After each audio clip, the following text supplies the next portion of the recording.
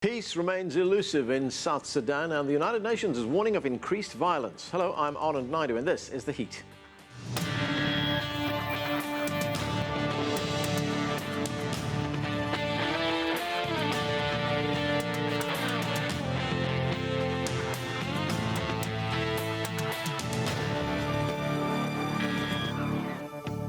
Just a little more than a year after a peace deal was signed between President Salva Kiir's government and an opposition group led by former Vice President Riek Machar, South Sudan faces rising tensions.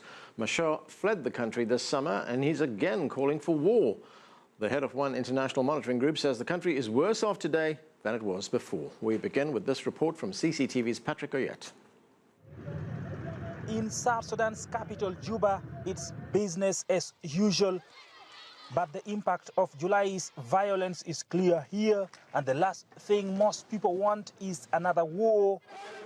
However, South Sudan's former first Vice President Riek Machar recently called on opposition forces to again mount armed resistance to the government of President Salva Kiir. South Sudan's government is asking for support from the United Nations and the African Union, but has also come under criticism for trying to block the deployment of thousands more peacekeepers to the region and reportedly obstructing their mission. Anybody who wants to participate peacefully should renounce violence. And we've also furthered that the region, the IGAD countries and the AU, should observe its rules of establishment, which prohibits any country from supporting rebels against another country. Aid agencies have warned of a deteriorating humanitarian situation and increase in violence in some parts of the country that had remained calm since the 2013 war. The UN mission in South Sudan says the number of displaced people sheltering in its camps has exceeded 200,000, and restricted humanitarian access to them is vital to their survival. Unfortunately, there are a number of people who are displaced as a result of the situation, and it is important that the mission is availed maximum freedom of movement consistent with the SOFA that was signed with the government so that it can support the people who are in a needy situation. The international community is calling on all groups in South Sudan to use dialogue rather than violence to resolve their disputes. China, which contributes a battalion of peacekeepers, says it will continue to support peace efforts. China has been making its due contribution to South Sudan's peace and stability. China will also be a sincere and a reliable partner of South Sudan in its peace and the development process. South Sudan's conflict continues to create problems for its neighbors. The UN says there are now more than 1 million South Sudanese refugees in neighboring countries, putting pressure on the resources of those host nations. Patrick Oyet, CCTV, Juba, South Sudan.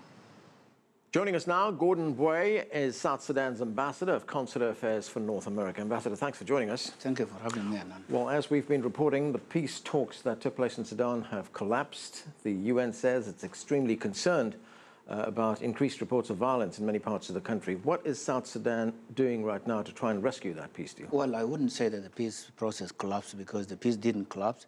We have the first Vice President, General Taban Dengai, who was the chief negotiator for SPLMIO, and the top leadership of the SPLMIO, most of them are in Juba implementing the peace with the government under President Salva Kiir. So that word was used by Dr. Riek Machar.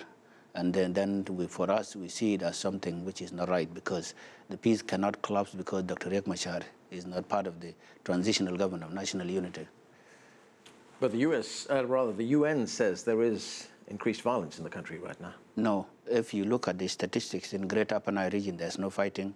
In Greater Bahr el Ghazal, there's no fighting. What happened this week, for us, we see it as terrorism because there were only very few individuals who attacked civilian cars. They massacred civilians. So that one is not a full-scale war like a group of armed groups fighting the government. That is not the case in Equatoria right now. It's only small groups of individuals attacking civilian cars. And so how would you characterize the violence right now?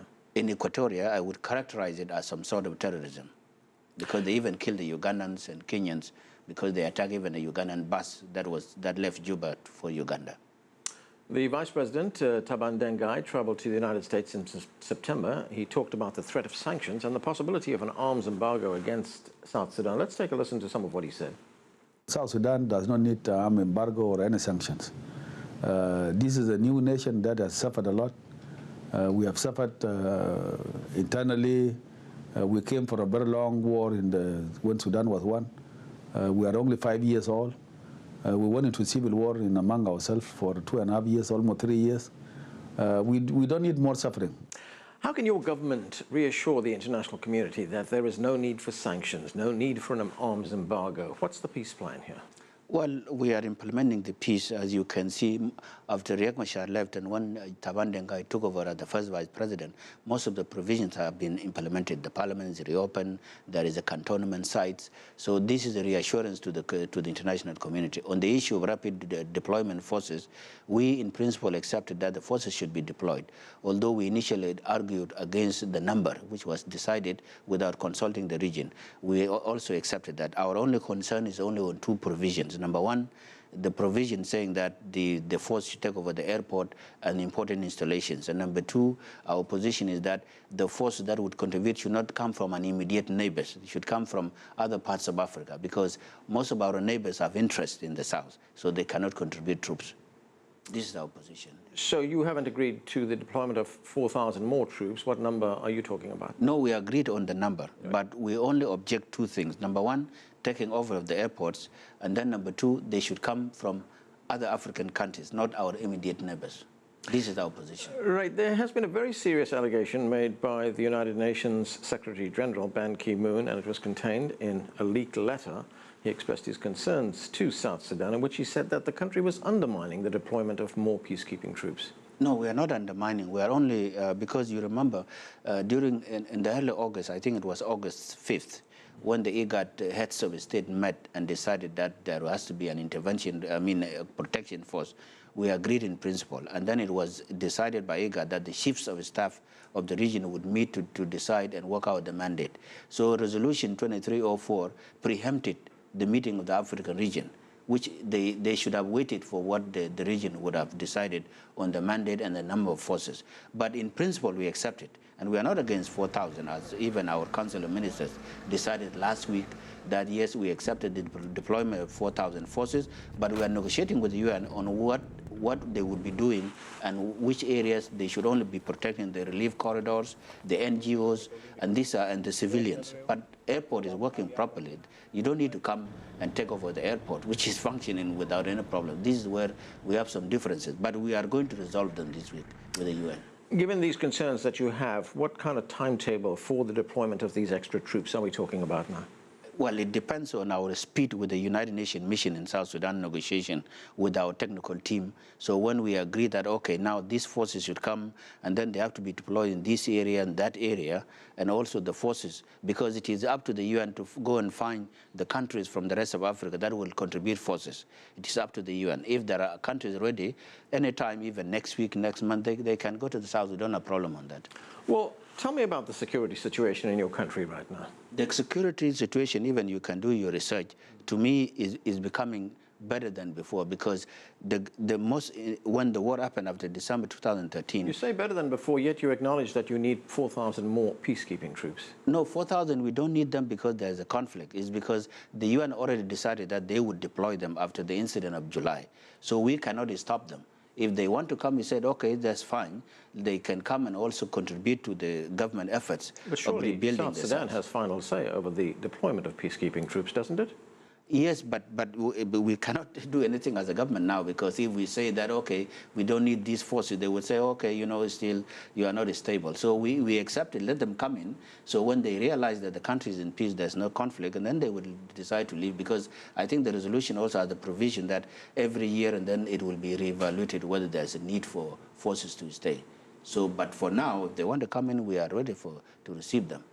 Now, there's another serious problem that the country faces, and that is the displacement of people. Hundreds of thousands of people displaced by the violence in the country. What about their fate? Well, they are even now, you can even research the UN sites, and then more than 25,000 left protection of civilian site in Bantiu, and they went to their homes. So now our government, the transitional government of national unity, is working on how to provide services to those in UN protection sites to come out, because they cannot come out unless you provide services to them. Some of them, the houses were destroyed. So we have to find clothes, mattresses, blankets, and give to them so that they move to their previous houses. So this one needs a lot of help from the UN and also from international community, countries like China, countries like United States. But they are ready to move because people now realize that the conflict, Juba is peaceful, Malakal is also peaceful. They can move out, but they need a lot of help. Is your government prepared to re-enter talks with Riek Machar, the opposition leader? Well, there is Riek Machar. We don't know. Riek Machar was removed by his own group, the SPLM-IO, on July 23rd. It was the political organs of the SPLM-IO that nominated Gerald Taban. So if he has any case, what he should do, he should take his plane, go to Juba, and then meet with the leadership of the SPLM-IO. It is the SPLM-IO that will decide whether Riek Machar would come back to his previous position. It is not the government of South Sudan to decide. This is the internal matter of the SPLM-IO. Now, your country has a very close relationship with China. As we heard from the Chinese ambassador there, China provides a battalion of peacekeeping troops in South Sudan. What else can China do to bring peace to your country? Well, we really thank the Chinese help because China invested a lot in South Sudan, not only in oil fields, but they are also helping in health sector. They are helping a lot even in demining, in constructing the South, in addition to the forces. What we want from China is also to help us in other sectors, and also like roads, construction, agriculture, and things like that, and also rebuilding helping also cantoning forces, because now we have no money to canton the forces. Yes, in fact, you have asked China for $2 billion for the restoration of oil fields as well as construction of roads. That's right. But the money has not started coming in yet. The China promised that, but we are looking forward to see it in action. Because if they can help us in cantoning forces, because these forces, they need tents, they need houses, drinking water, for you to canton them in different areas. So we don't have money for that, but if China could help, that would be very good. How seriously has the war hit your economy? Well, you know that our economy depends on oil. And then when fighting happened after 2013, the oil production came to 130 barrels. It was previously it was 450,000 barrels per day. But after the war, then the Unity State oil field was shut down. Then the production within Upper Nile State came down to 130,000 barrels per day. And then when you couple that with the reduction of oil prices, so we are actually getting nothing because we have to divide it with Sudan. Sudan is taking $24.1 per barrel because of the agreement we signed in 2012, and then with the oil companies. So basically, we are not getting anything as a government, and that is the only sector that we are getting money.